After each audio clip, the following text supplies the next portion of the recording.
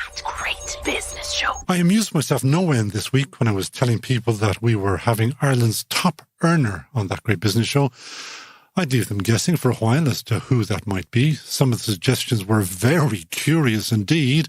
However, no one guessed the name of former Bank of Ireland employee Bob Hamilton. Bob, who says you? Bob Hamilton, says I.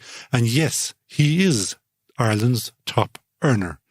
Except it's spelled U-R-N-E-R because his early stage business sells urns and trees, but we'll get on to that later. You'll always learn something interesting on That Great Business Show, like that there are approximately 30,000 deaths per annum in Ireland, or that there are approximately 320,000 Irish-American deaths in the US per annum. That makes the US market potentially more than 10 times more interesting than the home market if your business is Irish cremation urns. Bob Hamilton, welcome to That Great Business Show. Conal, delighted to be here. Thank you. Tell us, did your work, when you were working in the bank and you were there a long time, did it make you ponder about making a living from death? No, it didn't. Well, before that, Conal, when I was about 17, I just completed my mock leaving cert. I was having a panic attack. My uncle sat me down and said, look, Bob, there's two things you need to look at. Being one is getting into underwriting, or the other is getting into undertaking. They'll always need you. Fortunately, he didn't say underwear. I did my best at that too. So interestingly enough, I actually was an underwriter. I was in the insurance business for 15 years within both the AA Insurance and then in Bank of Ireland. So I joined Bank of Ireland as they made up an insurance company called Lifetime. I was with them for quite a while. And I was underwriting. And then in between that and where I am now, I've moved into, not directly, but associated to the undertaking, which is kind of interesting. You never know where the world's going to take you.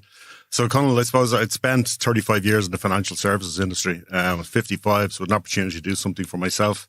Had you always the itch to do that? You did? Yeah. So when you were sitting there doing your very interesting underwriting, you were thinking there must be some better way of earning a living. Was that what was going on in your head? I had probably in the Bank of Ireland. I probably had 16 or so jobs across. I saw that. Yeah, years. You really did work out everything, didn't you? And I had a very, very broad array of experience. And I suppose I would have seen, and many people would have said to me that I'm more like an institutional entrepreneur.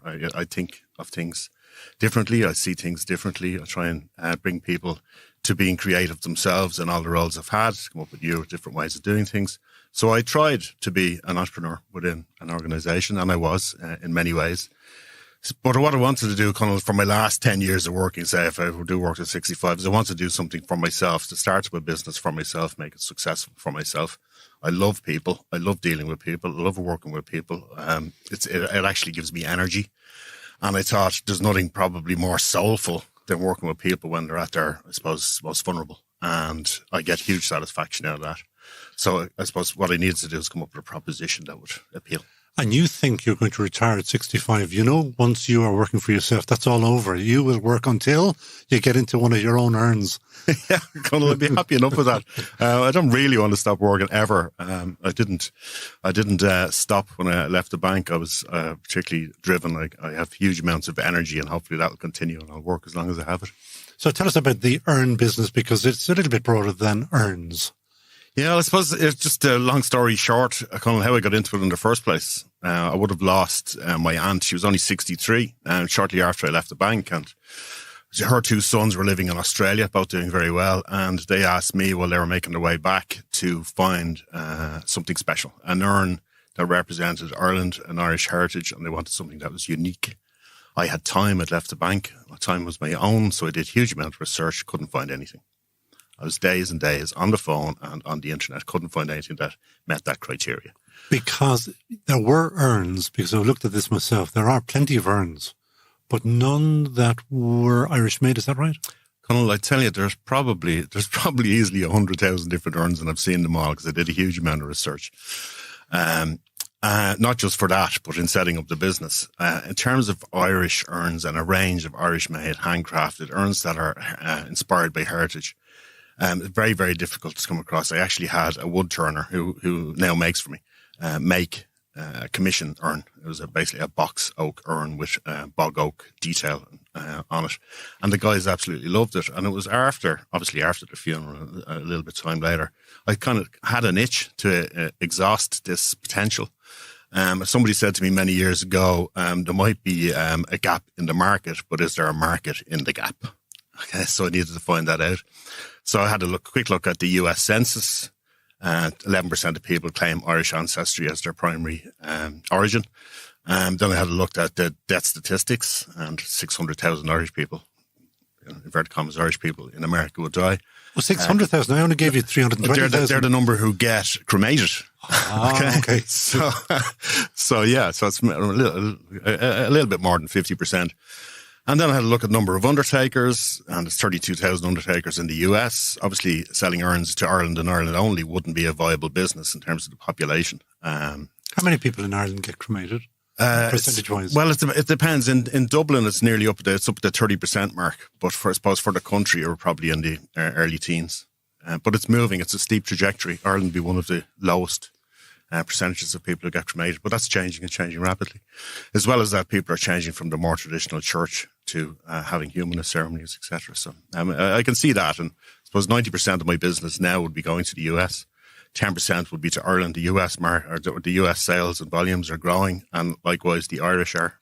And how are you get to be known, if you like, in the States? How are you making your mark and marketing over there? Because you do also have, amongst the many hats that you wore, you have a marketing background as well. I do, and sales background. I suppose digital landscape is the new world. People don't necessarily shop local. They know what they want. They put in search terms into the internet generally. Undertakers in the US and in Ireland often have a very small range of urns to offer people. It doesn't quite satisfy everybody. Doesn't satisfy a lot of people who are looking for something special. So they look on the internet. So what I had to do when I left the bank, I did a digital marketing diploma. I built my own website. I worked tirelessly on search engine optimization. I found out every term of every competitor that got them traffic, and I replicated it. How can you do that? Well, there's loads of software on the internet. And you can buy a license or you can sign up for trials and withdraw. Let me guess, withdraw when you got the information. But how do you find out that, Joe Smith Urns is getting traffic because he's using X? Yeah, well, there is something called keywords, and it's a very, very simple piece. It's just a little application you can stick onto your Google Chrome. And every website that you go into will tell you what the average monthly traffic is for that website. So as you're doing the research, you can see who's got it. There are loads of other tools to do that to get that information. So it's finding out who's getting the most traffic, what terms they're using, what are the search terms, and then when they're using the ones that relate to you. And I worked really hard at it. I mean, I was down on page 9, I think, when I first off, and now. For most of the terms, in relation to my product and the proposition, I'm on the first page and generally between the first and the third in America. Because if you are not, though, I cannot remember any time in the last years that I've gone onto page 2 of anything. Yeah, well, you have to be. You have to be. And interestingly enough, Google would be very good for small businesses, and they would have had and continue to have workshops for small businesses and give you a steer free. And they would have brought you into the Google buildings there in Grand Canal. But more recently, they've been doing it remotely. But they would have directed me towards some software as well to help try and identify what different trends are through Google Trends. And they also would have helped me and everybody else that would have attended in trying to optimize your position. And a question I asked of them, interestingly, I didn't quite get a direct answer, but you see so many people paying for advertisements to be in the top position. Personally, I skip the ads. So do I. Because I think people are, in effect, people might be upset me saying this, but you're cheating, if you're number one from an ad. But ideally, the place you want to be is you're number one on an ad, and then you're number 2 through your organic. Okay. So I really, really work the organic because you put the time in at that at the beginning. You don't have to pay for it. Now, there's another thing that you've done, because go back to your actual urns. What I liked on your website is the way that you have brought Irish designers into it. And you also, they had to be, if they were going to work with you, they had to have Irish government commissions or commissions from the President of Ireland, or I just thought that was very clever. I suppose in coming up with the business proposition, I needed to be different. I wanted to add, I suppose, a value and a provenance. It's fine saying made in Ireland, designed in Ireland, and inspired by Irish heritage. But I wanted the guys and the girls that make for me to actually be at the top of their game. And it took me a long, long time That's something else I want to cover on that in terms of minimum viable product. Might come back to that one, but it took me a long, long time to find the right people, and I needed people who genuinely cared about my mission, that they cared about people who had empathy, people who understood what they were making wasn't just a piece of ceramic or a wooden sculpture or a cast glass piece. They were knowingly making it for families that needed to find something special, and they're willing to do it for me and exclusively for me and nobody else. But what I really, really needed were people that were the top of the game, who'd made for heads of state, government departments, President of Ireland, Taoiseach, ministers' offices, people who were literally the best of the game. And that's a nice idea, but where did you come up with that idea? Besides, that actually resonated with me in a big way. Well, it's about quality. It's about quality. People, when you're buying something online, okay, Urns online, okay, it sounds like Toys R Us. These are not plastic. Every one of these are unique. They're all handmade. Every one of them. The glass ones are lovely. There's a woman called Roisin Moore. She's gorgeous amazing. stuff. Yeah. Amazing stuff. Cast glass. And I suppose what we really, really needed to do is to add a value and a quality, because these are purchases that are made with soul, with intent, that are going to have for a long time. That's going to stand potentially on a mantelpiece or a sideboard forever. And their loved ones in it, and it needs to be special. That's why I set a criteria. I couldn't just. Well, I could have just. I mean, loads of people have told me since, why don't you just get them made in China? That's not the point. That is not the point. That's not the point. And I presume, can you charge extra? Did you tell me that you start at 600 quid? No, I've got keepsake urns, probably go from about 150. So they're small, where people might want to hold a small piece of ash or a memento from their past relative. But for the larger adult size urns, they go from about 300, and the average is probably about 420 up to 600. And then I've got sculptural pieces. I mean, some are 5 foot tall. Some have been used as grave headstones, even though you can put ashes in the plinth. And they'd be wooden carvings, really, really detailed. I mean, 3 weeks work one of them takes to make, literally 3 weeks full on. And then we're into serious moolah at that stage. Well, we've got some pieces are 7,500. Oh. Yeah. And I had multiple sales of one of those pieces about 2 weeks ago. You were telling me. Yeah, very happy. Very impressive. Now, let's get down to other bits of business. First of all, you want to open up the American market. But before that, very briefly, talk to me about trees, because I mentioned the trees in the intro, and it'd be a bit stupid of me, and it wouldn't be the first time where I forget to mention. I really appreciate that. Yeah, more recently I would have started Irish trees and Irish memorial trees. Obviously, that's related. Trees as memorials are quite new to the Irish market. In the US, for every 3 people that die, there's one memorial tree planted. So you might be familiar with RIP.ie. You'd see at the end of that a death notice where people can leave a condolence, or they might want to buy a sympathy card. What they have in the US is those 2 things, plus buy a memorial tree. So I said, that service should be available in Ireland. And I know myself, I've lost people very close to me. I've been very upset. Like, that gaping hole you have in your heart, you literally feel an ache, and you want to do something, and you want to do something for their family beyond sending a card or just saying a few words. So I think a memorial tree really marks, it's an enduring legacy. You're planting something that has life, but it's a powerful symbol. And it's a very thoughtful gesture to do. So what people do is on the IrishUrns.com website, they can order a memorial tree. We plant the tree. There's 8 different species. They're all native Irish. And then what happens is we issue a certificate, planting a certificate. We issue it directly to the grieving family on your behalf, with a sentiment on it. And the feedback has been absolutely phenomenal on the receivers and the senders, because it makes them both feel a little bit better. And they come in at a very affordable €65, am I right? €65, yeah. Yeah, everybody's telling me it's too cheap. But it's... Well, you have 10,000 trees up in Knoll in North Carolina. No, we've 10 acres at the side of a lake in the Knoll. It's beautiful. It's a valley. And the lake's probably about 3/4 of a kilometre long, 1/4 of a kilometre wide. And this... wood feeds down into it. We've planted 1,200 trees so far. They're actually been planted in a huge leaf shapes, Connell. So you can literally be able to see them from space, from Google Earth anyway. The shape of huge leaves, acre-sized leaves.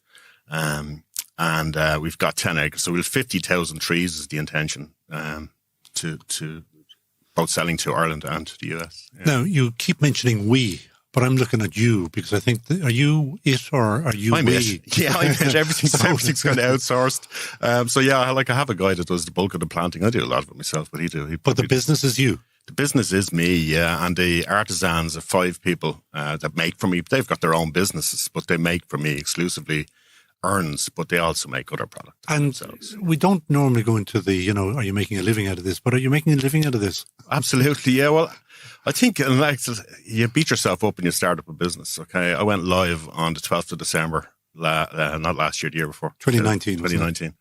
And considering I'm only going a year and a bit, I am taking a wage out of it on a weekly basis. I'm taking a decent wage out of it. And I'm really happy. And I'm genuinely doing something that's soulful because I speak directly to people. You told me you pick up the phone to people and you chat to them, and yeah, because a lot of the time, loads and loads of people have told me loads. I mean, like probably hundreds have told me that they have spent days and weeks doing what I did in the beginning, searching, trying to find the right thing, and finding the right thing is such a relief. But then they might know what urn they really want. So what we try to do is have a chat with them and find out about the person they've lost and find out about kind of what they're looking for, and then I come up with a short list of suggestions, send them some photographs, and then we whittle it down to 2 or 3, and I send them some videos of the product then, and they make a selection from that. Yeah. Very hands-on. It is. Can you grow it? Yes. So to grow it, you also want to get into the States. So what can Team GBS or listeners do for you there? Well, the way I want to grow it is in a couple of different ways. One is I've built a website to be able to handle, I suppose, consumer. And I've also built it from the very beginning to be able to wholesale. And wholesale is probably where it would get very big. And that's where undertakers would actually be buying off me regularly. And we're 32,000 in the US. So yeah, if there are people out there who know funeral directors in the US, there must be Mr. or Mrs. O'Murphy, the undertakers. They must be there. I literally have, Conal, I have the mailing list of them all. I've actually mapped the US census with the locations of the Irish the funeral directors with an Irish population of 20% plus to get my shortlist. So I'm not far off being ready to go on that. That's what's really going to make. And we're going to bring you onto the Connecticut call as well, because I keep telling people that if they want to go to the States, you go to Connecticut, the Irish Connecticut Business Council. We're almost done, but we do have this new thing where I ask you, who would you hire in a heartbeat? Where you're going to tell me somebody that you would hire, doesn't matter who it is, but that they would be the person that you want on your team. That's a no-brainer. Simon Sinek. Don't know if you've heard of him. Nope. He is an absolutely inspirational speaker. As a leadership guru, but not only that, he also he'd be a phenomenal guy at communication and trying to help businesses identify what it is they do. I'm not talking about products. I'm talking about why they do what they do. And that really, really getting to the heart of the why and why I do what I do. He's helped me with that, and he's helped me position that in my proposition on my website. And that's helping people. That's cool. That's a nice one. Simon Sinek, Sinek. Okay. It's fantastic YouTube videos. Look up Simon Sinek. Why? I mean, it's inspirational. Okay. And the other thing I have to mention is one of the reasons why you're here is because the lovely Tony Devine from Great Matters Network sent you here. He said that you were most interesting, and you certainly are.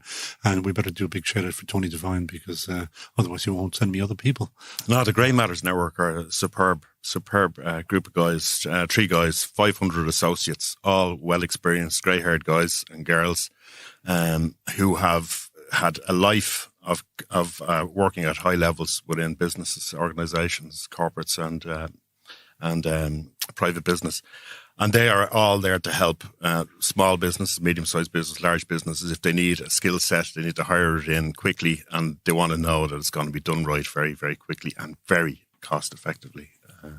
They're great. I'm actually an associate with them. I do help businesses myself. Cool. So if you want to hire Ireland's biggest earner, that's going to wear very thin very soon. But anyway. We'll try and make it mean both things, Conal, will we? Well, that's a good idea. Yeah, okay. That's Bob Hamilton. And Bob, thank you so much for joining us. Thanks for having me on the world's greatest business show.